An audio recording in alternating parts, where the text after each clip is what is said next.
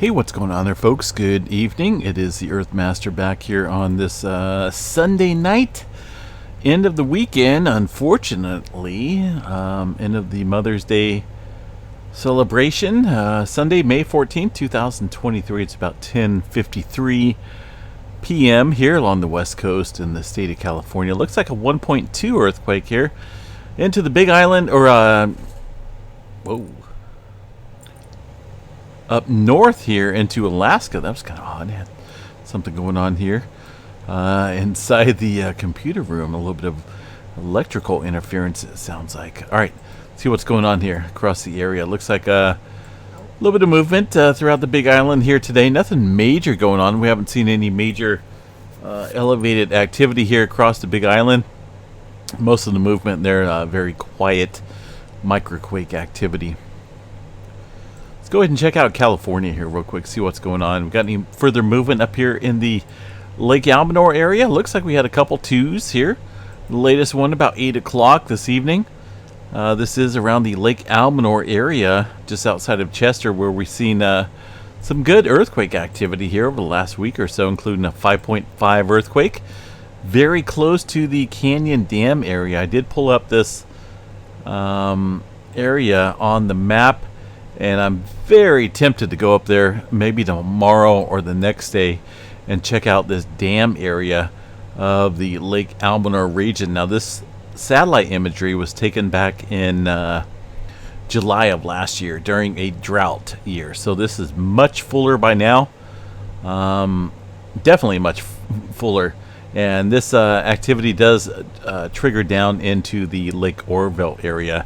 So there's a little bit of concern on the potential of some damaging earthquakes up here around the dam that would cause a complete failure here, and of course allow uncontrolled water to trigger, potentially a damaging event downstream into the Lake Oroville area. Of course, it's got to go through quite a few canyons and whatnot before it gets down here to the Lake Oroville area.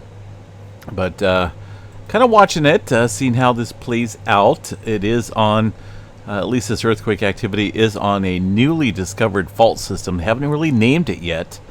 There's numerous faults up here. Lake Almanor Fault, there's the Rock Lake Fault, and a couple other ones within the vicinity. But according to some geologists here, this is a newly named fault here that needs a little bit more studying.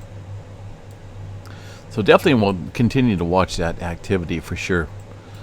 A little bit of activity on the San Andreas Fault here on the creeping segment near Pinnacles. We did see a 2.9 with a little bit of activity here throughout the afternoon time period. Further down south, a little swarm off the coast here, Baja. Increasing earthquake activity here around Tijuana, up northward here to Southern California. I haven't really seen any major swarming going on up here. But we are seeing a noticeable uptick here in 4s across the area of Southern California and the Baja California region. Let's give a quick glance here at the tremor activity here tonight. Looks like 52 epicenters of tremor situated here around the Southern Oregon area. That's the southern end of the Cascadia subduction zone. All right, let's see what else we got here. One earthquake outside here of Trinidad, Colorado. Do you guys want to take a guess what's out here? I think we've covered that actually quite a few times, so it's going to be no surprise. These are not campsites out here. You know, some beautiful campsites out in the beautiful state of Colorado. You guys notice that, right? Little checkered marks out here. Little dirt roads leading to campsites. Probably not campsites, but these are some wastewater disposal facilities, and they all have like little tanks on them here. Can't really see that too much within this image, but we could always, take the we could take the coordinates here and investigate what's going on, right? Let's go over here to the other image with the Google Earth program. It's always a very useful program here. I do enjoy it. Let's see what we got over here around Trinidad, Colorado. Here we go, zooming in where this earthquake struck here. Well, look nearby here. These are, well, yeah. Those are some type of tanks or something out there. You can see where the trucks have been pulling around, filling up. We're unloading, so to speak. And there's numerous ones out here, folks. This is a major field full of oil and whatnot. Wait, look at that little wastewater disposal pond, it looks like right there. So yeah, I mean, I don't think I have to provide too much more proof of the activity out there, and that's kind of where we're seeing some earthquake activity out there in the Colorado area today. Also New Mexico here along the wow, what do we got going on here? Let's see what we got. There's a couple different fault systems that run here. I see a little mountain range. Let's see what we got for satellite imagery here. This one, a 2.2, very small microquake earlier this afternoon. Looks like that struck underneath a community out here. Maybe some oil, or not oil, but ancient volcano lava features out here. That's kind of interesting feature. And a little bit of movement across Texas and Oklahoma area as well. No major movement, though, to report across the eastern portion of the country. And, of course, Puerto Rico still continuing to swarm with the latest a 3.3 earthquake in the last hour up around the Puerto Rico Trench at 13 kilometers deep. South America region, a couple earthquakes there around Colombia. Let's see if we got any further activity within that area. Looks like, well, I spoke it into existence. A 3.2 down there into the Chile area. One of the latest earthquakes there coming in. Also, what looks like a little bit of uptick here. Further up north along the Peru-Chile Trench. Not seeing a whole lot of activity, though, on the USGS map. Look at that. There's a 4.2 being reported here around the Peru area, it looks like. But nothing, nada, zip zero showing up across the South America region for the USGS. Anchorage area, mostly small microquakes here, 2.5 and above. Not a whole lot of activity across the region today. What is going on? Looks like we're still seeing some activity here across the Japan region. Let me zoom in here. 5.1, the latest quake here this morning, about 9 o'clock or so. So this area is kind of, looks like it's died down slightly in terms of earthquake magnitudes there and multitude of quakes. But definitely keep your eye on that area.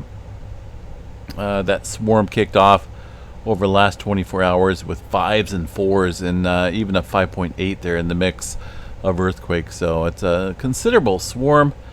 We are noticing a little bit of a shift here in the migration of earthquake activity with the latest earthquake here in the East China Sea with a 4.4, 131 kilometers deep. Still seeing quite a bit of movement here across the Indonesia area. As noted there on the map. One super deep earthquake. Well, what do we got over here? Look at that deep earthquake. That was 556 kilometers deep earlier this morning. Let's see where that one's at here. I think that was one of these quakes. There we go, in the Banda Sea region. 556 kilometers deep there late last night. So that area definitely, let's see if we got any further movement going on there across the region. Again, most of the time, deeper earthquake activity triggers some subsequent swarming movement up the surface. That could be an indicator here along the Java Trench with that deeper movement. I'm not seeing anything upstream here of this area. But still, keep an eye on that area for some further movement. Down into the Fiji area, 4.5 earlier this afternoon, and a 3.4 Kermadec Trench. Aside from that, got one earthquake out here in the Indian Ocean, 4.9. That one coming in early this morning, about 1 o'clock or so. No further activity to report across the Atlantic.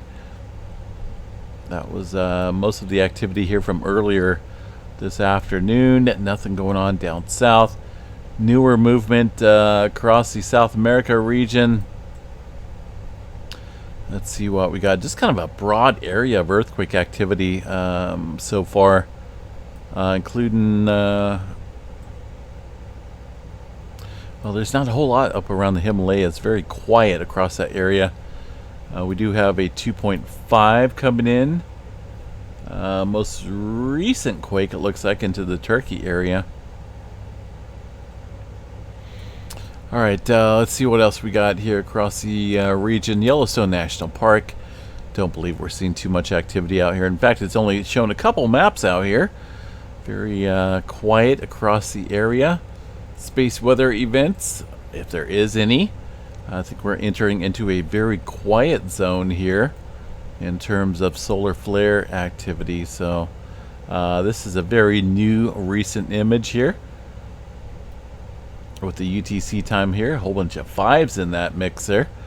A couple regional sunspots that are currently facing Earth, but they don't look like they're all that dynamic in terms of complexity, right? In terms of unstable cores.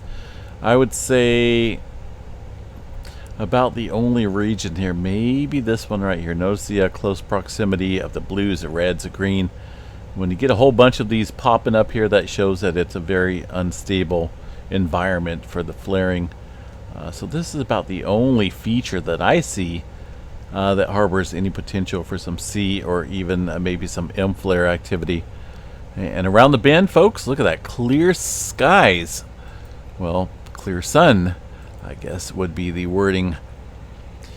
No major coronal holes facing us. No major expected solar weather events, folks, for the auroras up there. That's just not going to happen, unfortunately. Looking at very minimal conditions there across the board for the auroras, unfortunately. Storm Prediction Center here shows well, broad area of thunderstorm activity here across the region for the next 4 days or so, but we're not looking at any major severe weather threats. So much needed rain across the desert southwest, it looks like. But aside from that, things look fairly minimal in terms of severe weather. Let me check out the west coast here, see what we got. We're looking at probably 100 degrees or so coming up this next week. And this kind of looks like a typical southern or summer pattern with some thunderstorms popping up here in the afternoon when the environment gets cooking, so to speak, with the heat up in the Sierra Nevada mountains. So it looks very typical of the summertime pattern. We do have a low pressure system venturing off of the jet stream, kind of a cutoff low here. Going to be hitting northwestern California and southern Oregon with some rainfall and cooler temperatures. But I think down south here where we're at in the Sacramento Valley, that's it's just going to stay hot and cooking, that's for sure. Man, goodness, what else we got here, folks? Don't think we got anything new going on across the volcanoes here. At least the USGS monitored ones. Kilauea Volcano still shows non-eruptive status as far as the Cascades go. That includes the all the volcanoes up north. It looks fairly quiet. Yellowstone monthly update that was put out looks like a couple weeks ago. But aside from that, folks, kind of a quiet night for solar activity. Earthquake activity seems to be broadening out here across the Western Pacific, South America region, even though it's not showing. There's definitely some activity here noteworthy on the earthquake 3D globe. So just be safe. We'll catch you guys back here probably tomorrow sometime, unless something major happens overnight. Hopefully not, because I enjoy my sleep. You know, I don't know about you, but sleep is very important. Nothing quite like being woken up by an earthquake, or at least an earthquake notification system. That's a little on the sketchy side. All right, guys, have a good night. We'll catch you guys back here sometime early in the morning. Take care, folks.